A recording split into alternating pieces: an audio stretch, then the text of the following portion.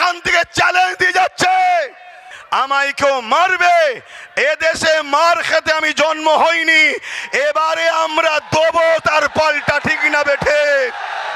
তাই আজ ভারতবর্ষের একটা অঙ্গরাজ্য পশ্চিম বাংলার বুক থেকে পীর আব্বাস আলী গোরাচাঁদ হুজুরের এলাকা থেকে উত্তরপ্রদেশের যোগী সরকার, তাকে আমরা জানিয়ে দিতে চাই, তুমি দেশের জন্য, সমাজের জন্য, মানবতার জন্য আজকের দিনের ছোটখাটো একটা ফেরাউন ছাড়া অন্য কিছু নয়। আপনারা কি একমত? হাত তুলে বলুন একমত। কারা মানতে রাজি হাত তোলেন? একমত। আজকে এই ফেরাউনদের বিরুদ্ধে আমাদেরকেও লড়াই করতে হবে। এতে যদি আমাদেরকে তারা জেল দিয়ে জমাতে চায়, আমরা জেলে যেতে প্রস্তুত আছি না নাই? এতে যদি আমাদের রুজি রোজগারের ওপরে আঘাত দেয়, আমরা সেই রুজি রোজগারের আঘাতকে মেনে নিতে রাজি আছি না নাই? এতে যদি বাংলায় হারুয়ার প্রোগ্রামে আসতে রাস্তায় যদি কোনো মানবরূপী পশু মুসলিম ঘরে জন্ম লিয়া যার সন্তান যদি আমাদের কোনো ভাইকে রুখতে চায়, ওই অবৈধ যার সন্তানকে জানিয়ে দিই, ইসলামের ওপরে যারা আঘাত দিয়েছে আল্লাহ তো তাদেরকে মিটিয়েছে। প্রশাসন যদি তোদের ব্যবস্থা না নেয়, কেস করতে বলেছি, তাহলে এখান থেকে ঘোষণা দিচ্ছি, আগামী দিন নবীর মাহফিলে নবীর দিনের জন্য আসতে গিয়ে যারা বাধা দেবে তাদের প্রতিশোধ আমরা এবারে নিজে হাতে নেব। এতে প্রস্তুত করে হাত তুলে দেখান। আরে আইনকে শ্রদ্ধা করি, কিন্তু সংবিধান ইজাজত দিয়েছে তোমার জানকে বাঁচার জন্য তুমি ডিফেন্সে নামো। হে প্রশাসন ভাইরা, আইনের কিতাব যদি পড়া না থাকে পড়ে নাও।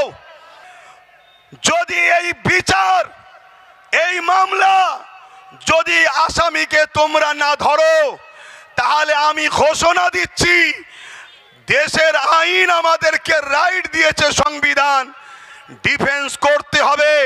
আমায় কেউ মারবে, এদেশে মার খেতে আমি জন্ম হইনি, এবারে আমরা দেবো তার পাল্টা, ঠিক না বেঠে? অনেক হয়েছে।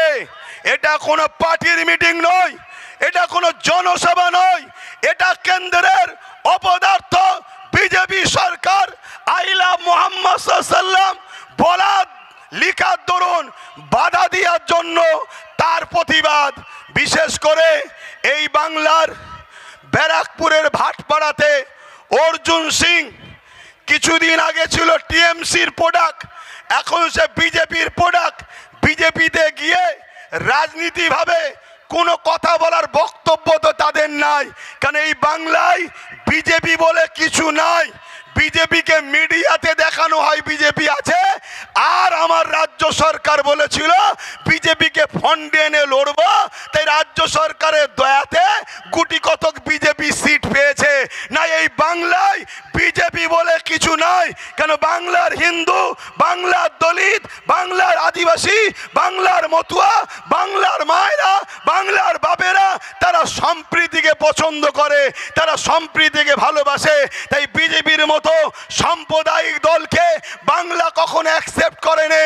স্বাধীনতার পর থেকে বিজেপি অনেকবার আসতে চেয়েছে, একবারও তারা চান্স পায়নি। কিন্তু আজকে সেই অর্জুন সিং, তার বিরুদ্ধে আজকে আমরা যখন এখানে ধিৎকার সভা করছি, তাহলে মুজামপুরে ওই মুসলিম ঘরের যারো সন্তান মুসলিম নামদারি লেবাসে মুনাফেক কাফের জাহান্নামের কুকুর, তার বুকে ব্যথা হলো কেন? এটা আমাদের ভাবা দরকার আছে না নাই? এরা কারা? এরা কারা? এরা বলে এরা মুসলিম সেজে, এরা মূলত বিজেপিকে মারলে দিদির পিঠে দাগ ওঠে, সেই জমক ভাই টাইপের। এই বোঝেন তো নাকি? আজ আমাকে বলতে বাধ্য করছে। আমাদের লড়াই আলাদা ছিল। তুমি যখন খোঁচা দিয়েছো, একটু শুনতে হবে না? হবে না? আমি মারছি বিজেপিকে আর দাগ উঠছে দিদির পিঠে। আমি লড়াই করছি ওয়াকাফ বাঁচাবো, বিজেপি বিজেপির কালা কানুন মানছি না, বিজেপির কালা কানুন মানছি না। আর দিদি বলছে বিজেপির বিরুদ্ধে আমার বাংলায় লড়া করা যাবে না। এ বলেছে না বলে না, বলেছে না বলে নে। তাহলে এই কথা প্রমাণ কি করছে? মমতা বিজেপি না বিজেপি নয়? হাত তুলে সাক্ষী দেন, বিজেপি না বিজেপি নয়? হাত লম্বা করে তোলেন। পাশে কেউ হাত তুলতে বাকি আছে কি দেখেন, কেউ হাত তুলতে বাকি আছে কি দেখেন। কেন বাকি থাকলে গাদ্দারকে চিনা দরকার। ঝগড়ার পছন্দ আমরা করি না, কিন্তু গাদ্দার চিনা দরকার আছে না নাই? হাত নামান।